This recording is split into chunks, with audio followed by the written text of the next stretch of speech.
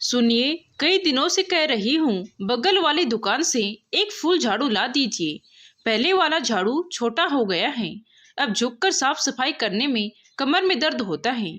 और हाँ, जाले साफ करने के लिए जो लंबी लकड़ी वाला झाड़ू आता है वो भी ला दीजिएगा। नुक्कड़ पर मर्दों की भीड़ इकट्ठा रहती है तो मुझे वहाँ जाना अच्छा नहीं लगता। बस इतनी मदद कर दीजिए। पूनम अपने पति अमित से कहती है। अमित बोले, कई बार तुमसे बोला हूँ कि कम से कम झाड़ू पोछा के लिए एक काम वाली लगा लो, पर तुम हो कि मानते ही नहीं हो। आए दिन कोई ना कोई घर में मेहमान आते रहते हैं, फिर भी सब काम करना कितना मुश्किल हो जाता है। पैसों का क्या है, वो तो किसी महीने ज्यादा और किसी महीने कम आते जाते रहते हैं। अब थोड़ा आराम अपने शरीर को दिया करो। घर के काम कम नहीं होते हैं, पर तुम औरतों को खुद पर दया भी नहीं आती। अब तुम ही बताओ, इससे ज्यादा मैं तुम्हारी क्या मदद करूं? कहो तो झाड़ू भी लगा दूं। पूनम बोली, ना बाबा ना, पाप लगाओगे क्या? और जरा धीरे बोलो, अगर मम्मी जी ने सुन लिया तो मेरी क्लास लगा लेंगी। और आप ये देखो, महंगाई कितनी बढ़ती जा रही है। आपको क्या लगता है काम वाली कम पैसे लेती है? अरे झाड़ू पोछा बर्तन के लिए भी 3-4 हजार लेती है। तभी अमित बोला, 4 हजार बचा कर क्या कर लोगी? कहीं 4 हजार बचाने के चक्कर में दवाइयों का 4 हजार ना खर्च हो जाए। पूनम बोली, शुभ शुभ बोलिए, उतने पैसे बचाकर मैं क्यों ना बबलू को ट्यूशन लगा दूं। वैसे भी घर का काम करने में मेरा भी व्यायाम हो जाता है। बस आप झाड़ू ला देना। इतना कहकर पूनम रसोई की तरफ चली गई। अगले दिन कोचिंग सेंटर जाने से पहले अमित पूनम के लिए दोनों झाड़ू लाया। तभी उसकी सास विमला जी बोली, अरे अमित, झाड़ू तो घर में है, फिर नया झाड़ू लाने की क्या जरूरत थी? वैसे भी झाड़ू हम दिवाली के समय लाते हैं। अब तुम्हारे घर में ना तो इतनी गंदगी होती है और ना ही इतने पैसे हैं कि साल में एक झाड़ू खत्म हो जाता है। अमित कुछ कहता उससे पहले पूनम बोली, ले आइए, बहुत अच्छा किया। बबलू स्कूल चला जाएगा, फिर आज घर की अच्छे से साफ सफाई करूंगी। विमला जी बोली, बहू, भगवान ने तुम्हें तार जैसा लंबा तो किया नहीं है, फिर थोड़ा झुककर झाड़ू लगा लोगी तो क्या बिगड़ जाएगा? मेरा बेटा ट्यूशन पढ़ाकर कमाई करता है और तुम उसी झाड़ू में खर्च कर रही हो। पूनम कुछ कहती उससे पहले अमित बोला, माँ, आप भी हद करती हैं। आप तो ऐसे कह रही हैं जैसे झाड़ू नहीं, उसने मुझसे हार मंगवाया है। चलो पूनम, मुझे नाश्ता दे दो, वरना मैं लेट हो जाऊंगा। इतना कहकर उसने बात को वही खत्म कर दिया। अमित और बबलू के जाने के बाद पहले पूनम ने नए झाड़ू को सड़क के किनारे अच्छे से झाड़ा ताकि उसका भूसा निकल जाए, वरना घर में हर जगह नए झाड़ू का भूसा ही भूसा दिखता। फिर अच्छे से पूनम ने साफ सफाई की। फिर झाड़ू को घर के एक कोने में रख दिया। सारा काम हो गया तो पूनम पंखे के नीचे बैठकर अपने आंचल से पसीना पोंछ रही थी।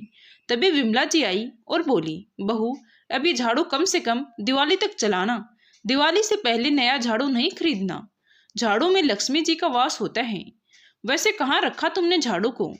पूनम बोली, मम्मी जी, झाड़ू को तो मैंने दरवाजे के पीछे रख दिया है, और अगर झाड़ू टूट जाए तो क्या उसे दिवाली से पहले नहीं ला सकते हैं? अरे क्या जरूरी है लक्ष्मी जी को दिवाली में ही बुलाना? उससे पहले भी तो वो हमारे घर आ सकती है। इतना कहकर वो मुस्कुराकर अपने कमरे में नहाने चली गई। समय के साथ साथ विमला जी और पूनम की नोकझोंक और टोका टोकी चलती रही। अमित अच्छे से मेधावी छात्र थे, परंतु सरकारी नौकरी न मिलने के कारण उसने एक कोचिंग सेंटर में ट्यूशन पढ़ाने का काम किया। अब उसी से घर बार चलाता था। पूनम कुछ करती नहीं, परंतु अपने तरीके से वो पति की पूरी मदद करने की कोशिश करती थी। समय बीता। एक रोज विमला जी ने कहा, बेटा अमित, इस बार गर्मी बहुत पड़ रही है तो मैं सोच रही हूँ रमा को यहाँ बुला लेती हूँ। अमित बोले, माँ, पर वो तो हर साल भाई दूज पर आती है ना, और गर्मी तो इस साल हर जगह पड़ रही है ना, यहाँ कौन सी बर्फ गिर रही है? विमला जी बोली, अपनी पत्नी के लिए अगर कुछ करना रहे तब तो तुम्हारा मुंह नहीं बनता। बहन को 1 महीने के लिए बुला क्या रही हूँ, तुम्हारे पसीने छूटने लगे। अमित बोला, माँ, आप जानती हैं हमारे घर में कोई काम वाली नहीं लगी हुई है, और गर्मी इतनी प्रचंड पड़ रही है कि घर का काम करना पूनम के लिए भारी पड़ रहा है। ऊपर से आप मेहमानों को बुलाना चाहती हैं। 2 ही कमरे में एसी लगा है। अब आप बताइए सब इंतजाम कैसे होगा? तभी पूनम आई और धीरे से बोली, जब मम्मी जी को मन है तो बुलाने दीजिए ना, हम सब मिलजुल कर काम कर लेंगे और जहाँ तक गर्मी की बात है, ये तो कम नहीं होने वाली। आप अपना दिमाग ठंडा रखिए और जाइए काम पर। इतना कहकर पूनम ने अमित को विदा किया। अमित के जाते ही विमला जी बोली, अमित के सामने तो बहुत जोर देकर तुम बोली हो कि सब मिलजुल कर काम कर लेंगे। अब क्या अपनी ननद से झाड़ू पोछा करवाओगी? बेटी घर की मेहमान भगवान सम्मान होती है, पता है कि नहीं? पूनम मुस्कुरा कर बोली, मम्मी जी, घर का काम मैं अपनी मर्जी से करती हूँ और बेटी भगवान सम्मान होती है और झाड़ू में लक्ष्मी का वास होता है, तो एक बहू का स्थान कहाँ होता है? घर के कोने में। और आप ही तो कहती हैं ये घर रमा जी का भी है, तो अपने घर में छोटे मोटे काम करने में कैसी शर्म? क्या ननद बस नेक लेने के लिए होती है? भाभी की कुछ मदद कर देगी तो ओहदा कम नहीं हो जाएगा, बल्कि प्यार और सम्मान दोनों बढ़ जाएंगे। पर आप चिंता मत कीजिए, मैं अपनी ननद को कोई कष्ट नहीं होने दूंगी। इतना कहकर वो दूसरे काम करने चली गई। लगभग 2 हफ्ते बाद 17 मई को आखिरकार विमला जी ने अपनी बेटी को बुलवा ही लिया। आते ही रमा बोली, हाय हाय मम्मी, आपने तो कहा था यहाँ अच्छा लगेगा, कितनी गर्मी है, आप लोगों ने हॉल में एसी क्यों नहीं लगवाया? और मैं यहाँ नहीं बैठूंगी, मैं तो कमरे में बैठूंगी। भाभी शरबत पानी जो कुछ भी हो वहीं ले आना। इतना कहते हुए वो अपनी माँ का हाथ पकड़कर कमरे में चली गई। 2-3 दिन तक रमा कमरे से ही बैठी बैठी अपनी फरमाइश करती। बस सुबह के 8 बजे से 10 बजे तक वो कमरे से बाहर नाश्ता करने के लिए निकलती। जैसे ही धूप तेज होती वो अपने कमरे में चली जाती। 2 दिन बाद रमा के बेटे का जन्मदिन था। पूनम ने सोचा घर के लोग रहेंगे तो कुछ अच्छा बनाती हूँ, पर ये क्या, रमा और विमला जी ने अपने आसपास के रिश्तेदारों को न्योता दे दिया। ये देखकर अमित बहुत नाराज हुआ। वो माँ बहन के सामने बोला, तुम लोग देख रही हो गर्मी कितनी पड़ रही है, पूरे दिन तुम दोनों कमरे में रहती हो, पूनम को एक पल आराम नहीं मिलता है, यहाँ तक कि रात में भी तुम सब बच्चों को हमारे कमरे में भेज देती हो। मुझे और पूनम को नीचे गद्दे बिछाकर सोना पड़ता है। माँ, आप क्या बच्चों को अपने कमरे में नहीं सुला सकती? बच्चों के लिए नीचे गद्दा बिछा दीजिए, क्या दिक्कत है? हमारे कमरे में बबलू भी रहता है। रमा बोली, भैया मैं अपने बेटे का जन्मदिन मना रही हूँ, तो आपको दिक्कत क्या है? चिंता मत कीजिए, आपका खर्च नहीं होगा और ये घर मेरा भी है, ये मत भूलिए। तभी अमित हंसकर बोला, आजकल की बेटियां अधिकार लेने के लिए लाइन में सबसे पहले खड़ी हो जाती हैं, पर जिम्मेदारियों के समय दूर दूर तक नजर नहीं आती हैं। ठीक है, जब घर तुम्हारा है और तुम्हारे बेटे का जन्मदिन है तो व्यवस्था भी तुम ही करो, हम लोग एक कोने में रहेंगे, फिर तो ठीक है। इतना कहकर अमित अपने कमरे में चला गया। पूनम उसके पीछे पीछे गई। पूनम ने अमित को समझाया, कुछ रोज की बात है, क्यों रिश्ते खराब करते हो, मैं कर लूंगी ना। अमित बोला, कर लूंगी क्या, और कितना दिन कर लोगी? मुझे अपनी बहन पर नहीं अपनी माँ पर गुस्सा आ रहा है।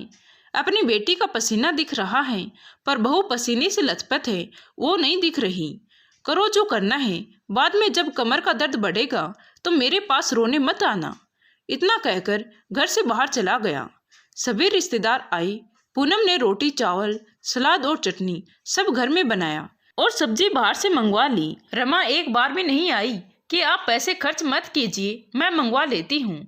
आखिर पूनम अकेली क्या कुछ करती। जब केक काटने की बारी आई सब वहाँ थे। किसी ने पूनम को एक बार भी नहीं कहा कि आप भी आ जाओ। सब फोटो खिंचवा रहे थे, पूनम भी सबके साथ ही थी। कैमरामैन बोला, एक साथ इतने लोग नहीं आ पाएंगे। विमला जी झट से बोली, बहू पहले हमें फोटो खिंचवाने दो, तुम बाद में खिंचवा लेना। पूनम बेचारी एक कोने में जाकर खड़ी हो गई, जैसे झाड़ू की सही जगह घर के कोने में होती है। पूनम की आंखों की नमी और कोई नहीं देख पाया, लेकिन अमित ने महसूस कर लिया था। अमित ने उसका हाथ पकड़ा और बोला, चलो बाहर ठंडी हवा चल रही है, हम घूम कर आते हैं। पूनम बोली, अभी इतने सारे लोग हैं। अमित बोला, किसी को हमारी नहीं पड़ी है, सब अपने में मस्त हैं, चलो चलते हैं। इतना कहकर वो दोनों बाहर टहलने चले गए। पूनम उन बातों को भूल गई। 3 दिन बाद सारी फोटो बनकर आई।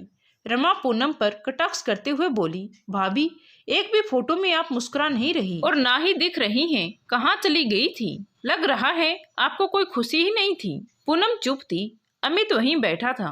अमित बोला, बड़ी जल्दी तुम्हें अपनी भाभी की याद आ गई। उस रोज तो जब तक खाना बनाना और खिलाना था तुम भाभी को ढूंढ रही थी। उसके बाद तुम्हें अपनी भाभी की एक बार भी चिंता नहीं हुई कि सबके साथ उसे भी पूछ लें। एक बात कहूँ रमा, अगर यही स्वभाव रहा तो वो समय दूर नहीं जब ससुराल में तुम भी एक कोने में पाई जाओगी। तभी विमला जी बोली, ये कैसी बातें कर रहे हो, ऐसा तो कुछ भी नहीं था। अमित बोला, माँ जितना बेटी के लिए सोचती हो कभी बहू के लिए भी सोच लिया करो। बहू भी तुम्हारे घर की लक्ष्मी है, कोई झाड़ू नहीं कि मतलब निकल जाने के बाद एक कोने में रख दिया। अरे लोग झाड़ू को भी घर के कोने में खड़ा नहीं रखते, पर आपने तो अपनी बहू को अपने परिवार से एक कोने में कर दिया। याद रखिएगा, जब जरूरत होगी तो यही काम आएगी। पर मुझे अपनी पत्नी की चिंता है। सबके सुख के लिए अपनी पत्नी का अपमान और बलिदान दोनों नहीं देख सकता। इतना कहकर वो चला गया। 2 दिन बाद पूनम की तबीयत खराब हो गई। डॉक्टर ने कहा उसके शरीर में पानी की कमी हो गई है तो उसे आराम की जरूरत है। अब सारा भार विमला जी पर आ गया। अगले ही दिन रमा बोली, माँ मुझे यहाँ बहुत दिक्कत हो रही है, मैं अपने घर वापस जा रही हूँ। विमला जी बोली, रमा तू तो बहुत मतलबी निकली। अब तक बहू इतनी गर्मी में भी सब कुछ करती आई है और अब उसे जरूरत है तो तुम भाग रही हो। सही कहता था अमित, घर की लक्ष्मी बेटी नहीं बहू होती है और उसकी जगह झाड़ू की भांति घर के कोने में नहीं बल्कि हमारे दिल में होती है। जाओ और अपना घर संभालो। अब तुम बस भाई दूज पर ही आया करो क्योंकि मेरी बहू अब सबके नखरे नहीं उठा सकती है। शाम तक रमा वापस घर चली गई। जैसे तैसे विमला जी ने सबके लिए कुछ खाने के लिए बनाया। उस रोज विमला जी को एहसास हुआ कि इतनी गर्मी में भी बेचारी पूनम सबके लिए क्या कुछ नहीं करती थी, पर चेहरे पर परेशानी तक नहीं आने देती थी।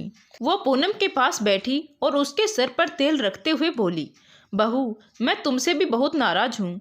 अरे तुम्हारा भी शरीर है, वो भी थकता है, पर तुम हो कि उसकी बात सुनती नहीं हो। मुझे मेरी भूल का एहसास हो गया है, हो सके तो मुझे माफ कर देना। मेरे जैसी सास बहू को लक्ष्मी बनाकर हम घर तो ले आती हैं, परंतु मन में जगह ना देकर झाड़ू की भांति घर के एक कोने में रखती हैं। तभी तो कहीं ना कहीं हम खुद ही अपने बुढ़ापे के बुरे वक्त को न्योता देते हैं। विमला जी की बातें सुनकर पूनम की आंखें भर आई और वो विमला जी से लिपट कर फूट फूट कर रोई। विमला जी बोली, बहू अब तुम बहू नहीं बल्कि इस घर की लक्ष्मी और बेटी हो, तो अब अपने आंसू पोंछ लो। अब ये माँ तुम्हें कभी रोने नहीं देगी। अमित ने भी चैन की सांस ली और बोला, चलो अच्छा हुआ रमा के बुरे बर्ताव के कारण कम से कम माँ की आंखें तो खुल गई। अब उन्हें लक्ष्मी और झाड़ू के बीच का भेद पता चल गया। अंत भला तो सब भला। अमित के इतना कहते ही सब हंसने लगे। दोस्तों, झाड़ू को घर के किसी एक कोने में हम खड़ा नहीं रखते हैं, सच है या झूठ, पर लोग कहते हैं इससे मनमुटाव और झगड़े कलेश होते हैं। जब हम झाड़ू को इतनी इज्जत देते हैं कि उसे सही जगह रखते हैं तो घर की बहू को कितनी इज्जत मिलनी चाहिए, क्या कभी आपने सोचा है? आशा करती हूँ दोस्तों ये कहानी आपको अच्छी लगी होगी। अच्छी लगी हो तो प्लीज़ वीडियो को लाइक शेयर एंड सब्सक्राइब जरूर करें। Thank you.